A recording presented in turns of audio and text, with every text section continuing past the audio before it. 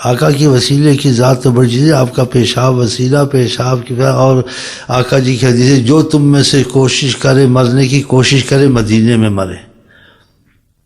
تو زمین میں آقا کی برکت سے ہے نا، تو زمین وسیلہ بنی نہیں بنی. ایسے ظالم کے بچے ہیں اور نام بڑے رکھیں گے اپنے. جب تمہارا عظمت سے ہی دل خالی ہے، تم حضرت محمد وسیلہ ہی نہیں مانتے ہو، یہ سارا بیکار ہے. المدینۃ خیر لہم لو کانوا یعلمون، کاش یہ جانے مدینہ ان کے لیے بہت بہتر ہے. بتاؤ جہاں میں رہتا ہوں یہ زمین ان کے لیے بتا. پھر وسیلہ ہوئی تمہاری خیر کی نہیں ہوئی. من استطاع منکم فلیمت بہا، تم میں سے ہر کوشش کرے اس زمین پہ ہی مرے.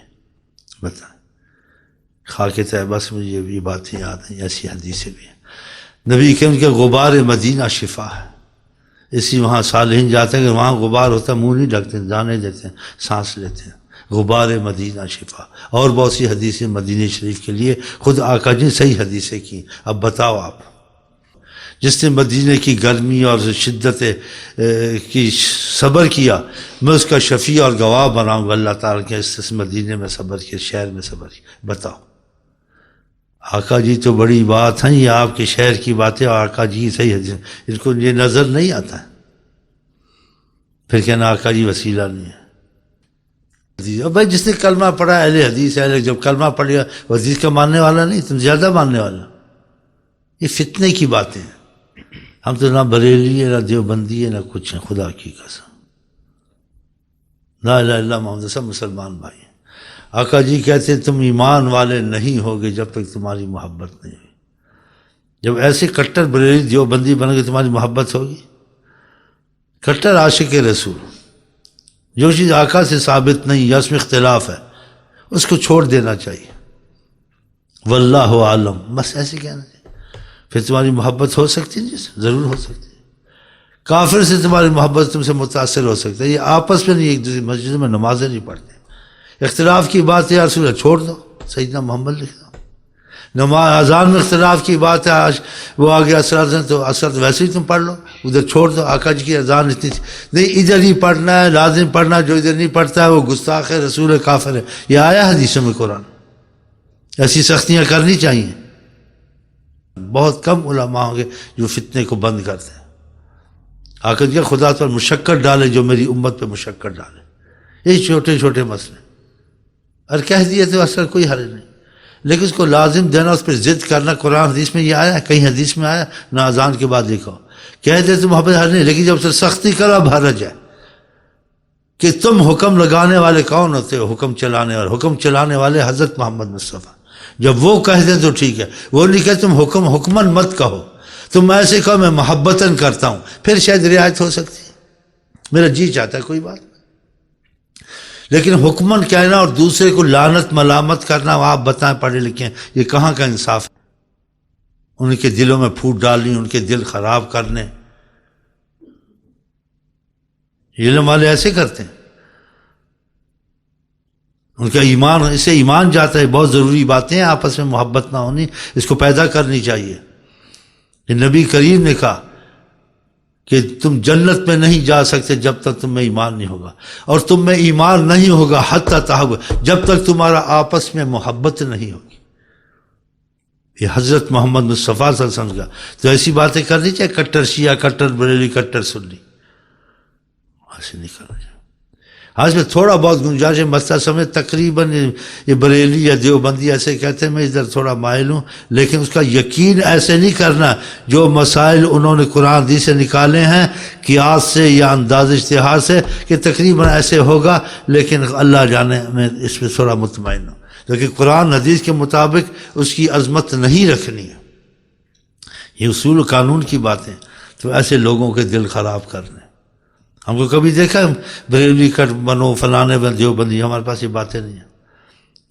اور خدا جانے کوئی آتا، میری نیت نہیں ہوتی، مجھے سینے سے لگاتا ہوں، اس کو بہت محبت سے دیکھتا ہوں، اس کو 2-4 باتیں بتاتا ہوں، بس ذکر اذکار نہیں چھوڑنے، اختلاف پہ نہیں پڑنا. اس سے تمہاری برکت رحمت خدا رسول کا قرب دور ہو جائے گا، کیونکہ فتنہ قتل سے بھی زیادہ ہے. اور آقا جی کی بات کو بڑی اہمیت دینی ہے، محبت پیدا کرنی. اختلاف ہو کسی سے، اس کے اوپر اختلاف کی بات ہے، ہمیں حکم ہے قرآن کا، فردوہ الی اللہ، اللہ رسول کے حوالے کرو. اس میں اختلاف ہے، یہ دو حدیثیں ہیں، اس میں خاموشی ہوگی. اللہ قرآن کا حکم.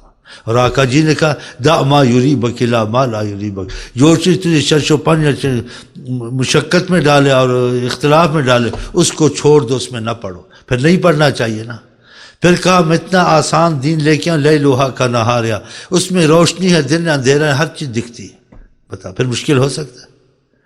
اور جو مشکلات کی چیزیں ہیں کہیں آ جائیں تو اس کے لیے بتا دے، بحث مت کرو، چھوڑ دو. تم میں سے پہلے قوم ہلاک کا کثرت السؤال وقیل و قال، زیادہ سوالات بحث دین میں کرنے آدمی ہلاک ہو جاتا ہے. بڑی بحث بڑا اس میں کرتی ہے، منع ہے. آقا جی ہلاک ہوئی. یہ علم ایک سمندر ہے، اس کی انتہا کو کوئی نہیں پاتا ہے. ذرا سا بھی ملا سمجھو پڑا ہی نہیں ہے، بتا رہا باقی. تو پھر کیسے آپ فیصلے کر سکتے ہیں؟ موسیٰ علیہ السلام نے جب خضر صاحب کے پاس گئے، ان کا کچھ اضافہ کہا جتنا اسی پہ چلو جتنا ہمارے پاس ہے، اس کا تو مسئلہ ختم ہونے والا نہیں ہے. کہا سمندر سے اگر ایک چڑیا چونچ میں پانی لے لے تو پانی ختم ہوا، تو سارے کے سمندر پر سمجھو کچھ لیا ہی نہیں، ابھی تو علم باقی ہے. ایک چونچ پانی لیا، باقی سارا علم پڑا. اب بتائیں آپ، ذرا سا پڑا ڈنکے کی چوٹ ہے، فلانے کی چوٹ ہے، یہ مسئلہ ہے، ایسے نہیں کرنا چاہیے. بنیادی چیزیں تمہاری مضبوط ہیں، وہ باریکیوں میں مت جاؤ، بحث میں مت جاؤ. منع فرمایا سرکار دو عالم، واللہ عالم کہہ دو. تمہارا خدا ایک، تمہارا نبی ایک، تمہارا قرآن ایک، نماز ایک، حرام حلال سب بیان، کوئی اختلاف نہیں. زیادہ گھسنا مسائل میں اس سے اختلاف پیدا ہوتا ہے، اس میں منع کیا. اور چیز کو سمجھ بھی آ جائے تو اس کو تب باریک مسئلہ بیان کرنے سے منع کیا حضرت محمد مصطفیٰ نے. آپ کی کیا بات ہے، ہر چیز میں سلطان ہے، علم میں ہر چیز میں. کلم الناس علی قدر عقولہم، لوگوں سے بات کر اس کی سمجھ اور صلاحیت کو دیکھ کر، اس بات کو سمجھا. کیونکہ کہ علم میں سب ایک نہیں، بات کہ علم کا بہت اس پر ذخیرہ فہم کسی کے پاس نہیں ہے، تھوڑا ہے. تو وہ بل کذبوا بما لم یحیطوا بعلمہ، یہ آیت بتاتی ہے جس کو جس چیز کا علم نہیں ہے وہ پھر جھٹلائے گا، وہ جھوٹی نہیں. تو تم اس کے جھٹلانے کا سبب بنے. تم نے ایسی بات کیوں کی؟ اس کی سمجھ میں نہیں آئی، وہ منکر ہوا، نہیں کرنی تھی. دیکھا، کلم الناس علی قدر عقولہم، لوگوں سے بات کر ان کی صلاحیت دے کر. قرآن کا فوق کل ذی علم علیم، آپ ہر ایک علم والے پر ایک علم والا ہوتا ہے. پھر وہ کیسے فہم میں، مسائل میں، سمجھ میں برابر نہیں ہو سکتے نا.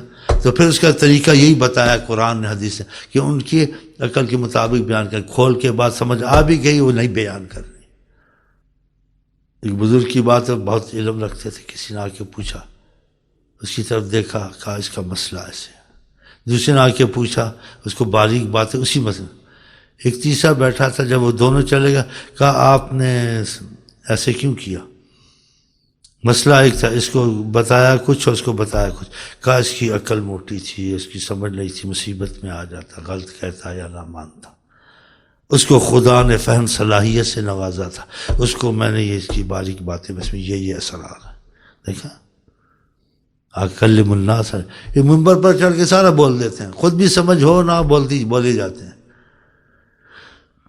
پھر لڑائی ہے اولیاء کا، کوئی اولیاء کا منکر نہیں ہے، کوئی اللہ نبی کا منکر نہیں ہے. یہ ان کو منکر بناتے ہیں باریک باتیں بتا کر.